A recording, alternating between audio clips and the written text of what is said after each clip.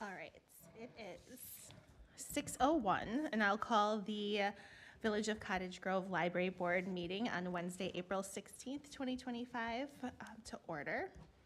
We have a quorum, and the agenda was properly posted. Number 3, public appearances, public opportunities to speak about any subject that is not a specific agenda item. Nobody on the Zoom?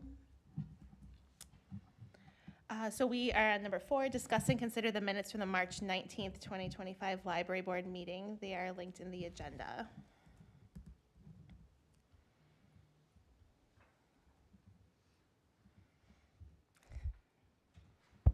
Move to approve the minutes?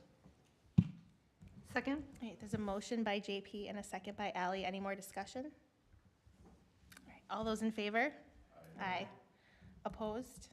Abstain? Motion carries. We have no presentations to the library board and no old business, so we are on number 7, new business, which is revise the strategic plan if necessary, and set some 2025 goals. So these are not linked in the agenda, but you can find them on the library board website under documents and policies. We had worked on a strategic plan, just for some background, over the course of 2024, formal SWOT analysis and setting some SMART goals. We approved the plan in September, but at the same kind of point in time, the Learning Ladder opportunity had come about that the village board had investigated. And so the strategic plan for us, we kind of put on hold until obviously this month, where we decided we were going to re-energize it.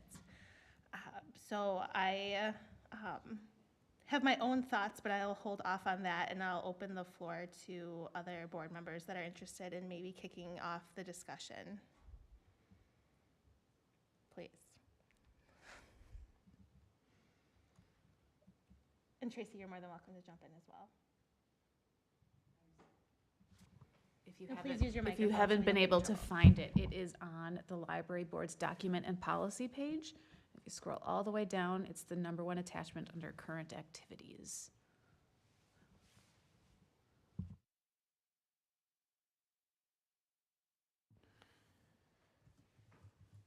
So I guess I'll start off. And overall, I feel like after going back and reviewing this, the main part of the document still is valid, no matter what direction the village goes with public library building. For what we are doing, kind of our options, the direction in terms of their programming, the vast majority of this document, the first sections really, is still absolutely valid.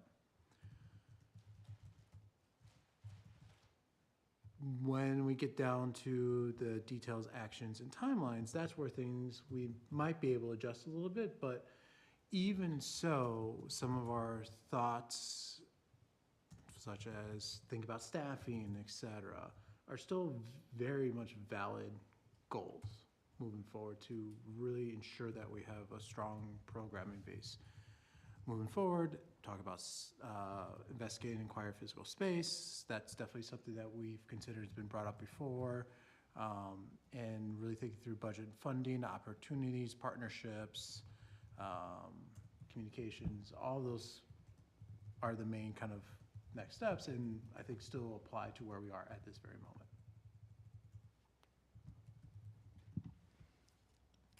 Thanks. Does anyone else have reflections? I think some of the timeline can be adjusted slightly, since we are about 8 months kind of behind on where we were. One of the big things that we had asked for in our village board budget was to create the programming, or move that programming position to full-time, and I think that's something that I'd like to see revisited at budget cycle this coming year. I think that we obviously have a lot of community collaborations and partnerships that we can continue to kind of cultivate, but also, I mean, being library board specific, we have a lot of library collaborations, but then also specific library board funding opportunities that always supplement a lot of the programming that we do with our small operating budget. And being library board specific is obviously important because otherwise we wouldn't have those opportunities. So maybe kind of reevaluating where we want to go with some of those external funding ops, and then also looking forward to the budget for next year and how we want to, if we want to ask or if we want to just maintain the level of programming that we have now, which I think is also something we can consider. I think one of the goals that we should talk about is the investigation and acquiring of a physical space. Obviously, the referendum failed, and we aren't building a library at that space. We had talked a lot about interim space, small programming space to really ground and give the community kind of that third space that is absent from Cottage Grove. We had talked about and kind of briefly looked at rental space, which if that's something that we want to pursue in the budget for 2026 would have to be investigated this summer. And I don't know if there's appetite for the board to work on that in the short term. Cindy, at one point you had talked to a realtor to kind of get an idea of what that cost could look like. Do you have that information handy for the board? I don't know. But that was kind of an informal conversation. Okay. So. I mean, my view of the purpose of the library board when it comes to space direction with the budget is, let's do the due diligence. Let's see what options are, examine what the costs are, and at the end of the day, we present it to the village board, who then have to weigh all the different priorities across the board and see if that's something that they would want to investigate. I feel like there's a lot of pros to the library having their own space. I mean, yes, we've finally got a shelving unit, some shelves. But, I mean, I'll use one of the examples of like our maker spaces, et cetera. Those are sometimes not the most cleanest activities in there. And it is challenging when we think about space that we can do some of those things that really our community likes. Like the slime was an example. Tracy, how many people came to that event? There were at least 100 kids there. It was disgusting. Similar to the makerspace, which we've done 3 times now in different formats, and that one was not quite as popular as the slime program, but still pushing 50, 60 kids. Yeah. But to your point, JP, it makes a huge mess, and thank you to JP for staying with me for 2 hours to clean it up. So what I'm kind of hearing is capital prioritization will start soon with the village board, and is this board interested in some type of small, reduced scale ask for and to be prioritized by the board? I think that's absolutely fair to get direction on where they want to go. If we can put that feeler up there and see where, because at the end of the day, and where I was going was I want to be respectful of the rest of the village spaces. As Tracy kind of alluded to, some of our things are not the easiest to clean up. In like the Parks and Rec space where we had the slime element, they are now using that more extensively, especially as a workout space. And so that in itself poses its own unique challenges to ensure that we are being respectful of these other spaces, yet still putting on the events that community members want to see. I mean, 100 kids, just kids, that doesn't include adults, guardians, etc. That is one of our biggest events that we've put on, and that was just a pop-up thing. I can't remember, was that a school day or non-school day? It was a Monday night. Yeah, Monday night, there was school, and we still had plenty of people come.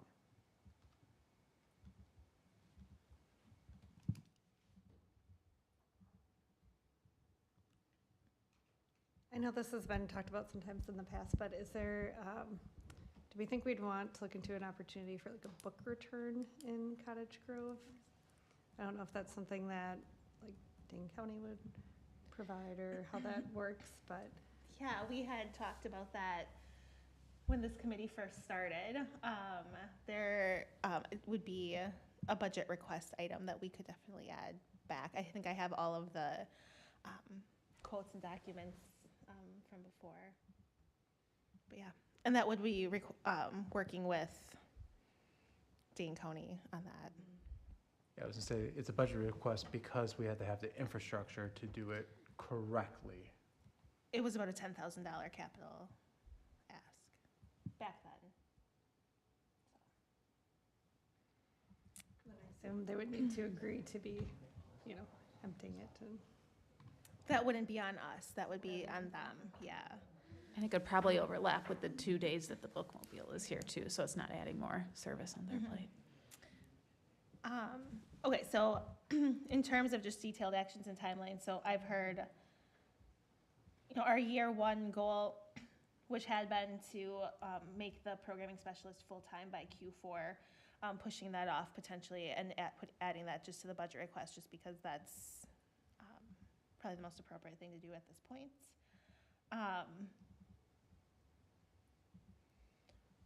And we've pretty much accomplished the rest of the year one goals for that actionable item.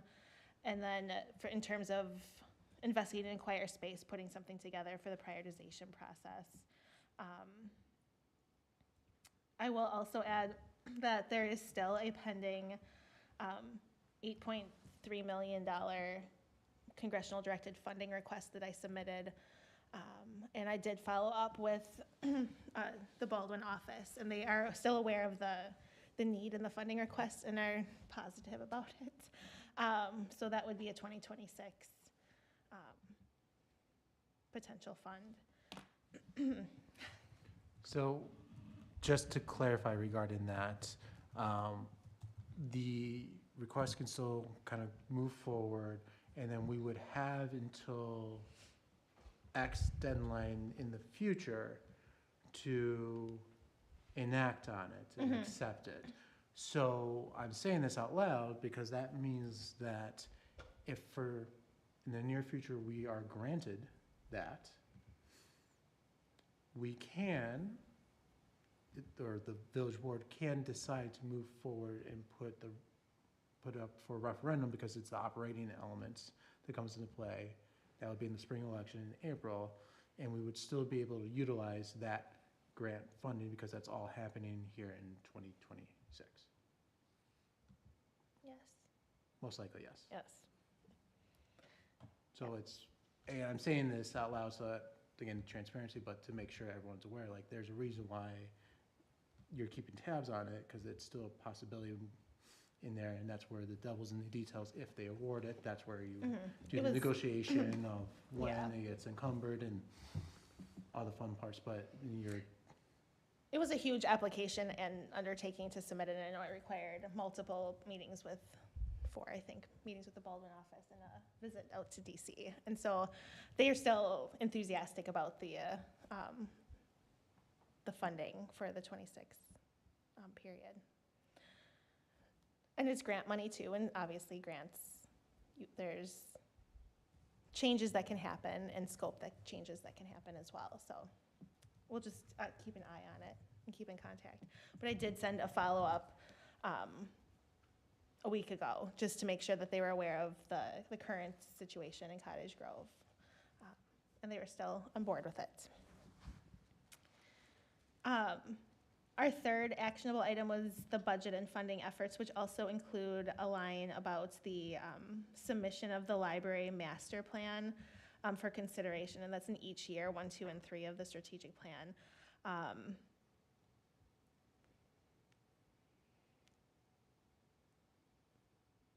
I guess the question is, do you want to strike that from the full master plan from the strategic plan? or continue to submit as written. And I would like feedback on that because that's something that will have to happen in the next couple of weeks.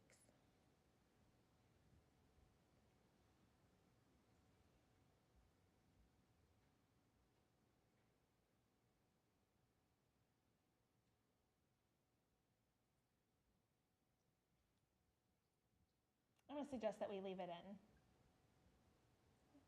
Seeing nods. And that was the initial plan, to just have it in there into perpetuity, right, Cindy? So that Yeah. wouldn't be a change.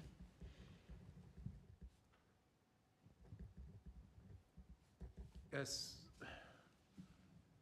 Just thinking out loud here, by putting it in, it's always there, it's at the front, so that way, or that, in case something happens, we have the ability to quickly pivot, utilize it moving forward, instead of having to come back, resurrect it, see if there are any adjustments that need to be made, and kind of go from there.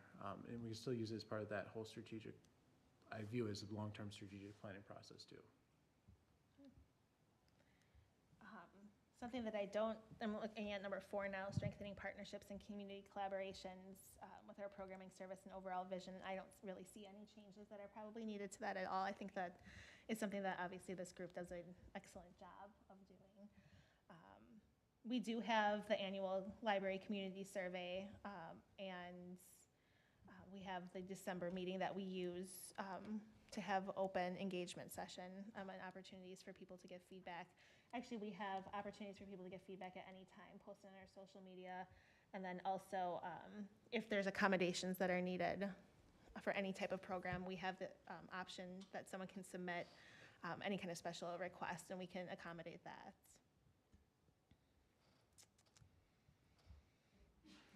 And then in terms of our marketing and communications, I think we're on track with all of those goals as well.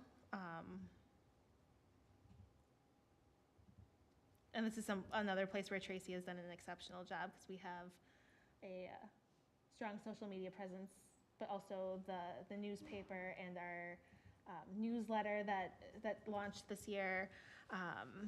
And the website has been updated, and we have really good communication now with the school district, obviously, because such wonderful representation. But I think the new superintendent has done a really great job of engaging with us and attending our programs, and we've obviously we have our designated spot too in the school newsletters, and that's been a big improvement over the last year. I think, and this could be one of those things, like, is it part of the integrated communication planning, like strategic, is part of that, is the strategic goal of that part, or this could be its own thing, but is it worthwhile having an item about village-wide communications? Because now, since we last looked at this, the village has their own newsletter. We're utilizing the Parks and Rec. They've given us opportunities to do shout-outs, and among other ones in there. So that's one of those, like, do we call it out and be intentional, saying, hey, be strategic as part of the broader village communication plan, or leave it as that one element that kind of does fit into that? To your point about Parks, at some point later this month, Parks is going to be transitioning their newsletter from Civic Rec to MailChimp. And at that point, they were going to do a one last, here's how you follow the library board and what they're up to with programming. And then they're not going to be promoting our programs anymore going forward. And then we are in the village newsletter. That is another MailChimp, but that goes out to whoever subscribes to that. And then we're also in the community or the employee connections. So we've dabbled in all. But then we also will have something at the bottom of our newsletter that says about parks, just to reciprocate.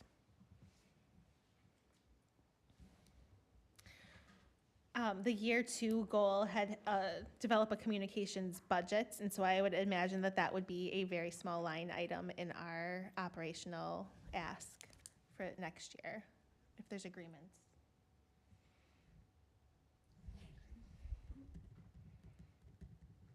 It would be very small.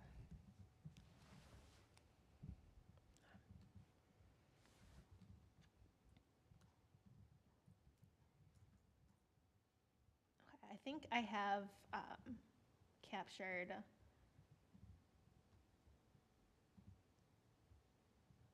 some of the changes that need to happen. I just want to reiterate that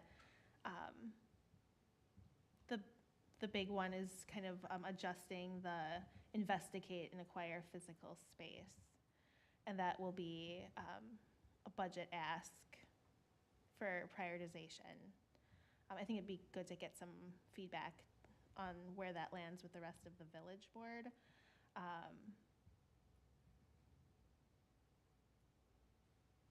Someone remind me what we just talked about too, the 2025 like short-term goal then. Do we want to move forward with some preliminary ideas and data in order to kind of supplement some of that ask? I mean, we have some of it, but and I know we have a lot of the materials in the spreadsheets from Lucas and that Tracy also helped work on. I mean, we can go either way. I guess the question is, what would the village board want to see? Would like some preliminary investigation in there about different spaces in there? Or is that something we're gonna say, hey, is this something that you want us to explore? Come back to you all a little bit more with all the details. Mm-hmm. So that's more of And I a, think because the prioritization is coming up soon, it can be a small ask, then we'll just have the village board rank it, and that'll give us direction on how much to put into the budget in the fall. Okay. So I will slightly adjust number 2's timeline then in our strategic plan. Does anyone have any other goals that they'd want to add to the strategic plan? I mean, this was a pretty big undertaking from last year, and it really hasn't, we don't have to pivot at that much from it. I just want to double check that no one has any exciting ideas to add to it. So to clarify, the book drop would be a capital request for 2026? Potentially? I think it'd be an operational. I think so, because it's not that much. I can double check.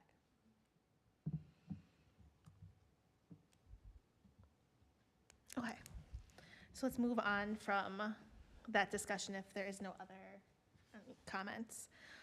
We'll discuss the library programming code of conduct. So we have a pretty robust policy manual that we've written and developed over the last 2 years.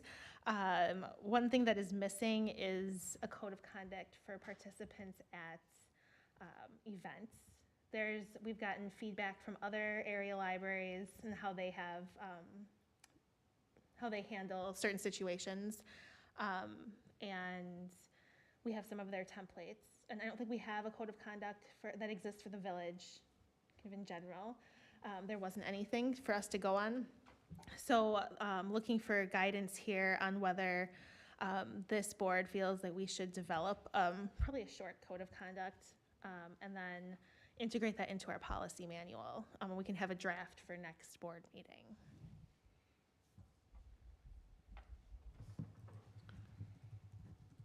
I think it's absolutely necessary, considering an incident that happened at one of our events. And if anything, it just kind of provides that coverage a little bit and gives staff an ability to empower. And it's one of those things that we also can include in our events and et cetera, make it public and things along those lines. On a second note, I'm also really surprised Parks and Rec doesn't have a code of conduct.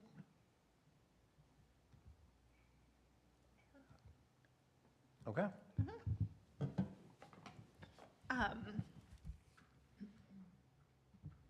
Okay, so we will take a look at some of the examples that we've been given by other library directors and then kind of make a short one and add it to the policy manual, and that'll be back at the next board meeting. Sound good? Okay. And then I have this is discuss and consider for this next one, establishing a trust for the supplementing of library board programming. So we had a capital campaign that was all contingent on a successful referendum, so no pledges were accrued.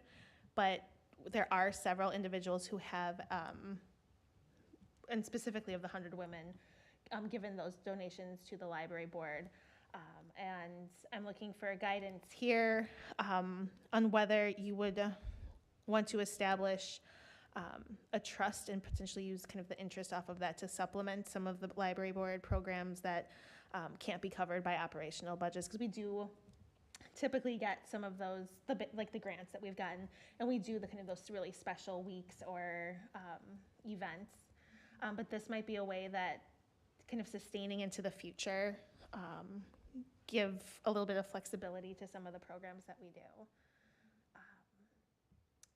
If there's a small amount of donations, it's likely not useful to have a trust because there would be costs associated with maintaining that trust. And we wouldn't also go through like Madison Community Foundation. We would go through whoever, Cameron decides is best, which I think would be like Ellers. If a large donation does come in though, that could then kind of set up programming to at least do some special things throughout the year.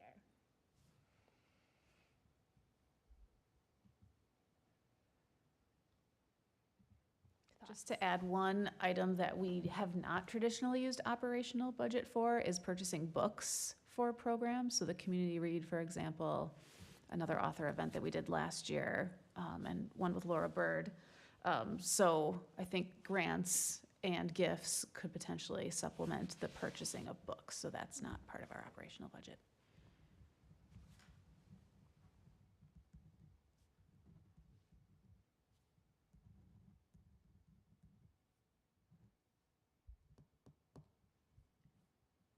So is it a matter of seeing if a large donation comes in? Yeah, should whether we- we would need to, or want, it'd be Yeah. beneficial to make a trust? We don't need to make a motion tonight. I think I can at least just give this feedback back to Cameron, and we can monitor it and then bring it back to the board if it does become significant enough that we should have a trust. So.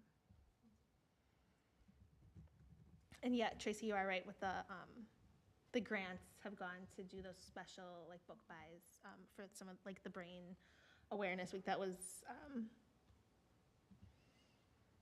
international grants for that. And the same thing with the Laura Bird. Yeah. Okay. All right. Any more conversation on that? All right, so we'll move on to number 8, programming report. Discuss programming. Tracy, do you want to give us an update? Yes, so you have the programming calendar. We are in the throes now of April Sustainability Month. I mentioned at the last meeting that we are hosting a series of sustainability events for all demographics in Cottage Grove, from babies up to seniors. We had one today with Pelletary Waste Systems to talk about recycling. We have Earth Day on Saturday. So that's kind of exciting. Again, you can share those, invite friends, or attend yourself. If anybody on the board happens to be available on Saturday for Earth Day story time, I could potentially use a volunteer. You can let me know after the meeting or by email. I basically just need somebody to hang out at the pond while I bring all the kids down from the parking lot. Be 15, 20 minutes of your time. Ms. Sutter volunteers. Okay, I'll be in touch.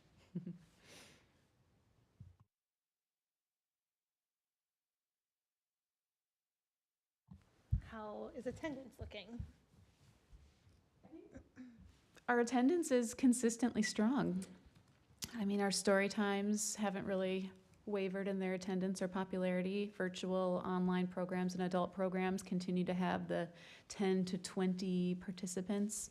The genealogy program that we did with the Wisconsin Historical Society before spring break was very well attended. There were probably 25 people between being here in person and being available online, so that was definitely a success. I think we're starting to make more traction with adult programs. And how many programs to date do you know? Looks like there's, I would have to count. Yes, I can do that quickly.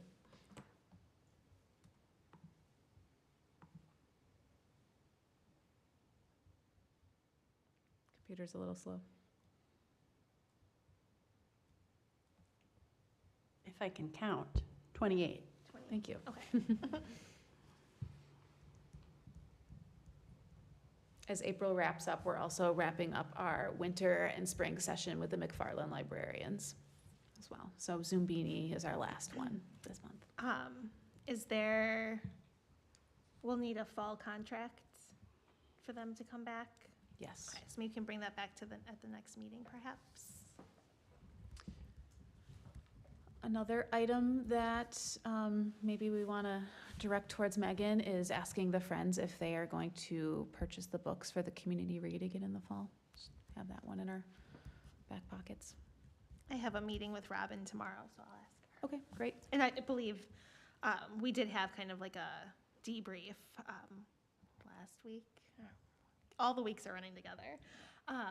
And they are still, obviously, they are a big partner this month for the sustainability series. And then the community read, I know, is on their radar. Do we have an author for the community read? We do not. So that is priority number one. We need an author.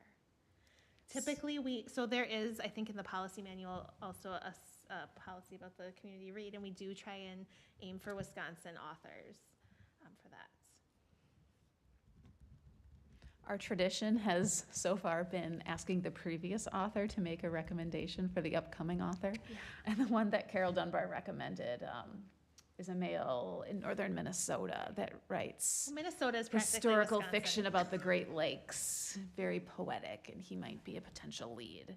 We've had 2 women writing fiction, so maybe we want to switch gears either with gender, genre. You said historical fiction. I think so. I checked We out one do of his books. I have- didn't get to it. Our own, I don't know, we've done quite a bit of Great Lake We have. programming. There was shipwrecks, there was Great Lake biology, there was a couple of different things. So it's definitely on par with our theme. Would you like me to ask Carol Dunbar to make a connection? Yes, please. Okay. And I'll talk to Robin too, not only about the book buy, but then also make sure that the Friends have input on an author.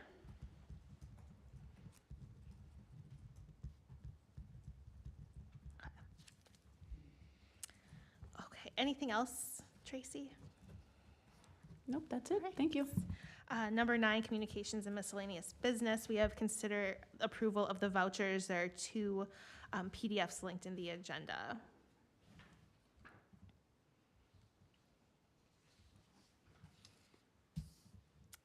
There is, when I was looking through it,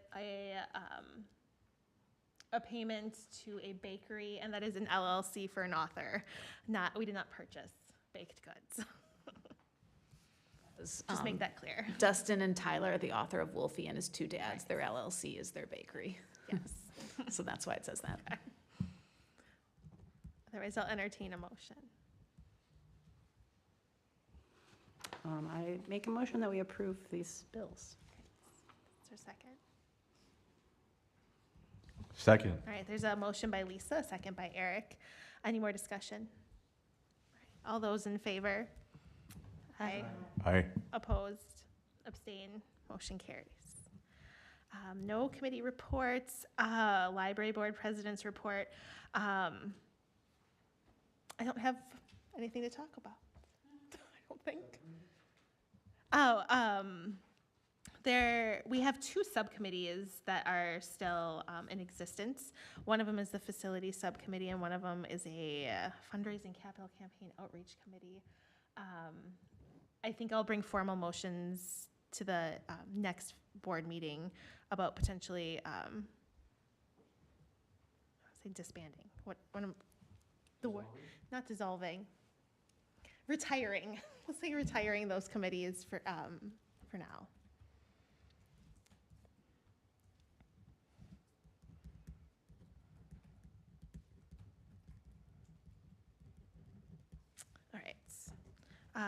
Friends Report, they're doing the sustainability series, and then obviously we have some things to discuss with them for the fall collaborations. I know that they were still also interested in Lunch and Learn collaborations as well. Announcements, future meeting, Wednesday, May 15th, and future agenda items, appointment of committee members, which is going through the village board in the next couple of meetings. And then we will probably do a little bit of a rearrangement in terms of titling for our specific ordinance required positions on the board. The fall contract with McFarland, the community read, author, and book buy, and then the retirement of the subcommittees. I like the word retirement. I think that's great. Anything else for future agenda items? Cindy, may I just add this to your president's report for the record? I did renew the library board's American Library Association membership, so that is now valid for a full year under the very small library category. Can you also do the Wisconsin? Is there Wisconsin libraries? There are a few different ones. Maybe I will follow Touch up with base you. with me, yeah. Okay. Okay. Otherwise, number 15. Let's do it. I move that we adjourn. Second? There's a motion by Lisa and a second by Ally. It's non-debatable. All in favor? Aye. Thanks, everybody.